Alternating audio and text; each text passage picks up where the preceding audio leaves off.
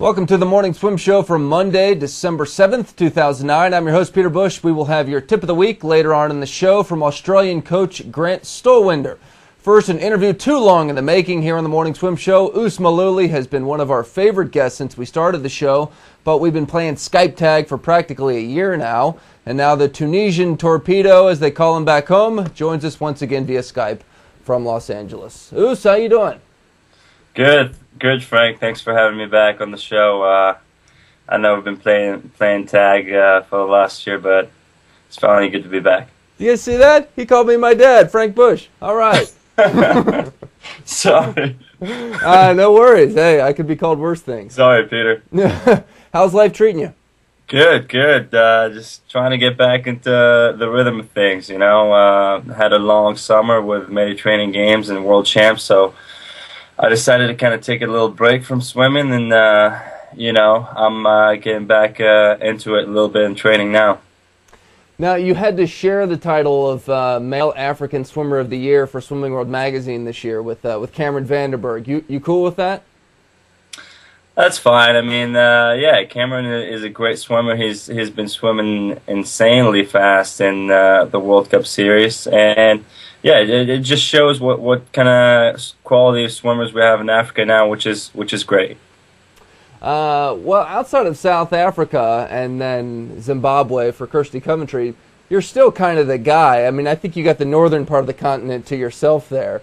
While we're on the topic... Well, that's what we're trying to do. Hopefully, we're trying to raise awareness about the sport in that part of the world. It's definitely, I think the African continent has shown a lot of progress in the last couple of Olympics, especially with Kirsty and the South Africans, and a little bit me in the last 4 to 5 years with the 1500 and the 400 free. So it's definitely a great addition to the sport, having the African continent contribute and in the international level. Yeah, that's what I was going to say. I mean, after your success at the Olympics and the World Championships, is there more buzz about swimming back in your home country? Definitely, I think so. I mean, in Tunisia, people are going crazy about swimming. The parents are much more involved.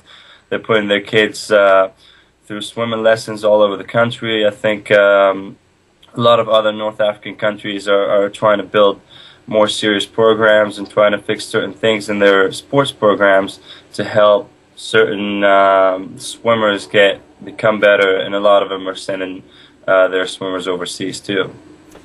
Did you think you would come back from Rome the world record holder in the 1500?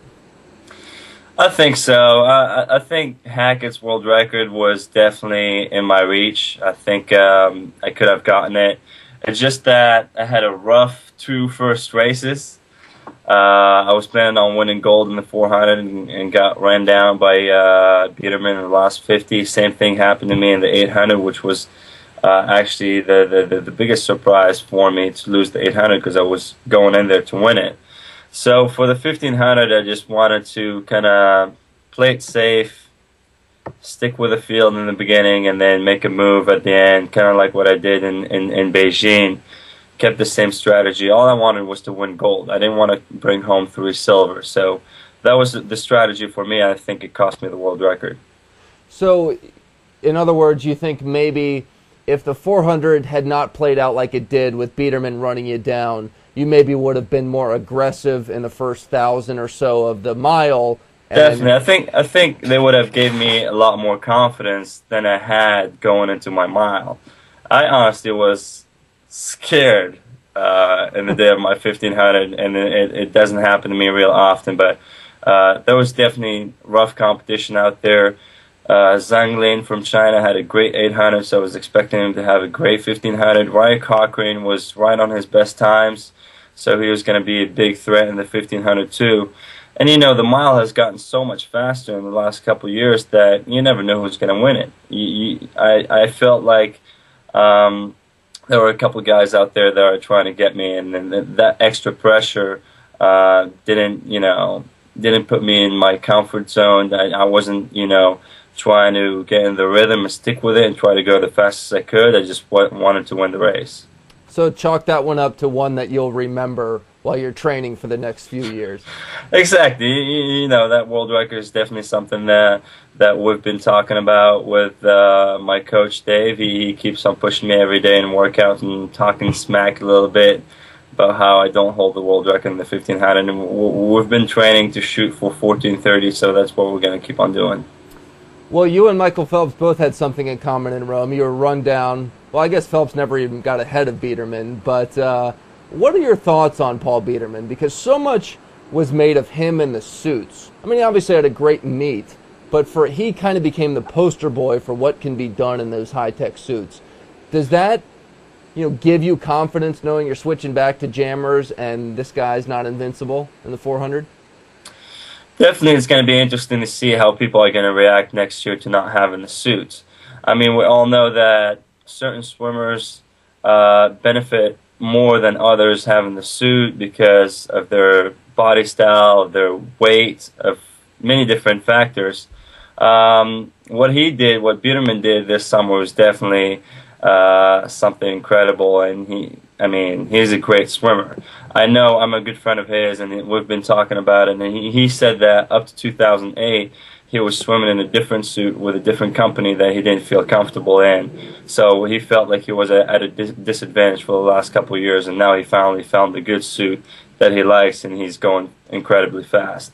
But we'll see. Next year for swimming, the world of swimming and the sport of swimming is going to change tremendously, and it's going to be interesting to see who's going to stay on top and who's not. What's training like for you at USC? I mean, who do you train with? I mean, you guys have kind of an international hub there of some really top stars. We have an incredible group of swimmers. I think we call it the international. What is it? What does Dave call it? He calls it a name. It's funny. Welcome to the international club of swimming, because we have so many talented group of athletes that come from all around the world. We have Kirajima training with us now. We have Dominic Maitrey, Jessica Hardy, Tiago Pereira from Brazil. Just a great group of swimmers. We have a couple milers that are coming to train with me, and one of them is from Norway. He's coming in January. And just the college team as well. Dave has been doing a great job recruiting at USC, and we're building a championship team here. And you're going to hear about us. I think Dave has taken this program to where he wants it to be, and he's been recruiting the people that he wants to coach. So I think if you've been here 2 years ago and you come to our pool deck today, you'll see a big difference, which is great. Ous Mellouli, world champion, Olympic champion, and star recruiter for the USC Trojans. Ous, thank you so much for joining us, and Thanks for we having can't wait me. to watch you next year and see what happens. Thank you. Bye-bye. All right, that's Ous Mellouli joining us, and we will be right back with your tip of the week.